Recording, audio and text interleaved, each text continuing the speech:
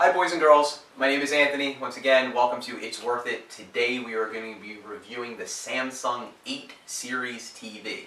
Just so you know, I am reviewing the M as in Mary, NU800D. That is actually the 2017 version. The 2018 version is the N as in Nancy, NU800D. Image quality, screen resolution, those things are the same. So if you're considering the N series, you can absolutely watch this video. There are some differences between the M and the N, and not for the better, by the way, and I'll get into that in the video. So please watch the video. You can see what I think about the changes that Samsung made, but the screen resolution and everything is the exact same between the M and the N. Also, what I want to mention, I'm reviewing the 800D. The 800D just simply means that I bought mine from a club. I bought it from Costco. The 800 is where you would get your model if it was from Costco, Sam's Club, BJ's. If it was the 8000D, that just meant that you bought it from Best Buy, Walmart, Target, one of the retailers. It makes no difference. It's the same TV. It's really the first number, the 8, that really matters. So without further ado, let me get right into it. First, I absolutely do recommend the 8 series TV. It lives kind of in that beautiful middle ground between super expensive but awesome picture quality, which, by the way, if you don't have any budget and you could spend anything you want, definitely the LG OLED, the Samsung's own QLED, those are the TVs to go with. Beautiful picture quality, but they also cost more than a Northern New Jersey mortgage payment. So if you don't want to pay more than a Northern New Jersey mortgage payment on your TV, then this is the right TV to get. It's also got a lot better quality than the lower level TVs, both the no-name brands and even Samsung's own 5, 6, and 7 series TV. You might think, wow, it's great, it's a Samsung whatever inch TV for a great price, but if that's a 5, 6, or 7 series TV, you're not getting nearly the image quality that you are on the 8 or the 9 series. It's the first level below their QLED, but it's drastically above the 6, 7, and the 5, 6, and 7 series TVs. Now, it's a 4K LED TV with the HDR10 Plus. Super bright picture. I watch it all the time in a room that is well lit, outside light. I never have a problem with glare.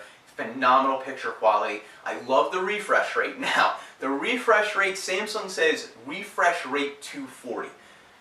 It's not a 240 hertz refresh rate, but really I don't think anybody does have that. That's marketing spec. Everybody in the industry does it. There's really 2 refresh rates, either a 60 hertz or a 120 hertz, and this Samsung, the 8 series, is a 120 hertz, so you are getting the better refresh rate.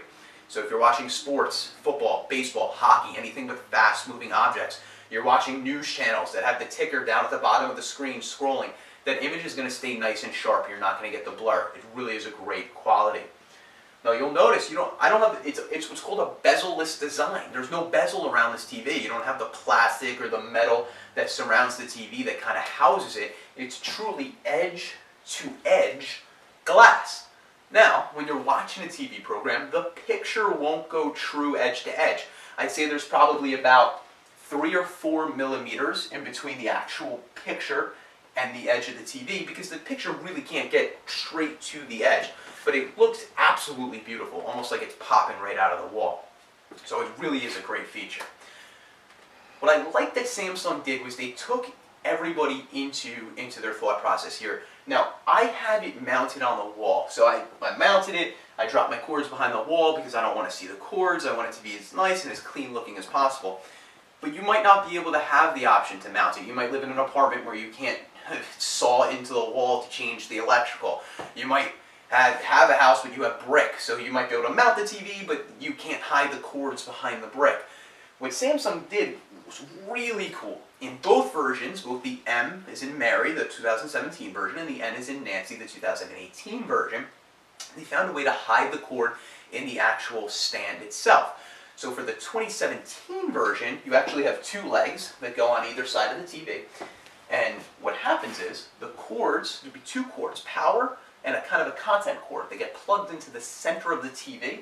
They drop down the side. They go along the bottom. And as you can see, this leg actually comes out, has a compartment for the cord itself. So when it's standing on the leg, even if it's on an entertainment center, the cord is through the leg and can drop right off of the entertainment center, so even when you have it sitting on a table, you don't see it. Now, that's the 2017 version. On the 2018 version, they don't have two legs. What they did instead was they have a centerpiece coming down and then a bar that extends both sides. So that's what takes the weight of the TV. And then, of course, the cord comes right out of that center area. Again, drops right off the entertainment center. You don't see the cord. It's fantastic. What Samsung didn't do for the 2018 version that they did do for the 2017 version, I think is a huge drop-off. This box right here, I mentioned for the M series, your 2017, there's two cables you need to plug into your actual TV itself. Power cable and what I'll call the content cable. I'm not quite sure what the official name is, but it's this white cable right here. What this white cable does is it plugs into this box. And this box is where I plug in my HDMI cables, as you can see right here. It's got two USB ports on the side. It's got your old-fashioned over-the-air antenna port, and it's got your audio port. The benefit of that is when I'm trying to plug in something, let's say a flash drive, if it's wall-mounted, the new way Samsung did it on their N series, or the traditional way TVs have it, you have to go behind the TV and actually plug this in and figure out how you can get to the port. With this, you could plug the flash drive directly into the box, and it's now on board in the box. All of your plugins, you have a new video game system, you have a new cable box, USB cord that you need to plug in, everything can be plugged in right through there. It's very simple. For some reason, Samsung took that out of the N series from going from 2017 to 2018. I have no idea why. Possibly they're using it as a step-up feature to maybe knock people up to the QLEDs. Not quite sure. I'm not quite sure if the QLEDs have it, so I don't know if that's true. But I have no idea why they would take that out of the product. But I love that on the M series, and I think it's a huge disadvantage to the N series that they dropped it. Now let's talk about something else that I don't like about the TV, and that there's no hard keys on the TV whatsoever. There's not a power button, there's no volume button, no channel, nothing. Literally, the only way to control this TV is through the Samsung remote. Now, the Samsung remote works great, and I'm going to get into that in just a moment. But if I broke this remote right now, I'm kind of screwed. There's no way to turn the TV on. Even if my batteries ran out, I got to go out to the store, I got to get new batteries, or if I broke it, I got to order a new remote. There's no way for me to work the TV without this remote control. So I can't beat up Samsung too much for that, because that's kind of where the industry's going, unfortunately. I know guys like Vizio have done that as well, no buttons on the TV. But I hate that feature, and I wish that TV manufacturers would bring that back. Now, what I would like to touch on this, because it's a Samsung Smart TV, it integrates with your other Samsung smart devices. So if you have a Samsung refrigerator, what's awesome is if you're sitting on the couch and you're thinking, I might need a snack. You don't have to get up to go to the refrigerator and see what you have. You can actually, with your Samsung refrigerator's internal camera, check the camera on the TV so you can see if you have a snack that you want to eat in the refrigerator. And then if you do, when you get up, you have what's called TV mirror imaging. You can project whatever's showing on your TV to be showing on your refrigerator, on your Samsung smart refrigerator with the tablet in the front. So if you're watching a game or something live that you don't want to miss a second of, you don't want to pause it, you want to continue to watch it live, you don't have to miss a second of the action by going into the kitchen to get your snack. Another thing, you have Samsung washer and dryer. It integrates with those Samsung smart devices as well. You throw a load into the washer, you'll actually get a reminder pop up on your TV that says, hey, your laundry's done. You throw it into the dryer, you'll get a reminder when your laundry's done. Hey, the dryer's complete. You can put your clothes away now. So you can sit, watch TV, relax. You don't have to worry about it. The TV will tell you when it's done. So that's my review for this Samsung Smart TV. One other feature I will tell you about before I go, because it is a smart TV, is the onboard apps. Now, instead of having, let's say, a external device like an Amazon Fire Stick, you have those apps built directly into the TV. So you see I have Prime Video, YouTube, HBO Go, Netflix, Hulu.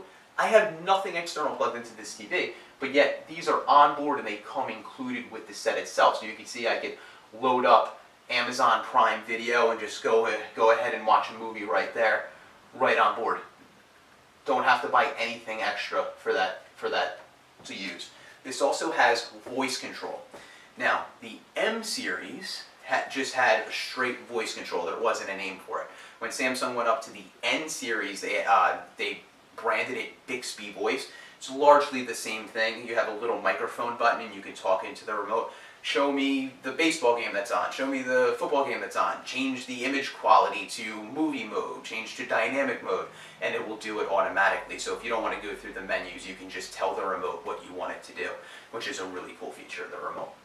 But as I mentioned, I would definitely recommend this TV. It's a great price point. It lives right around the $1,000 mark, which is a tremendous value for the image quality and the other features you get with this TV. If your budget's bottomless, again, go to the QLEDs, go to the OLEDs.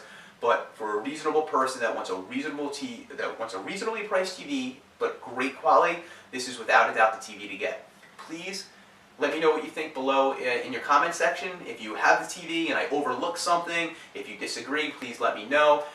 Thumb it up if you like it. Please subscribe. Let me know what you might want to see. I'm always looking to review new things and let you guys know whether it's worth spending your hard-earned money on. So subscribe, like, and comment. Thank you. See you guys next time.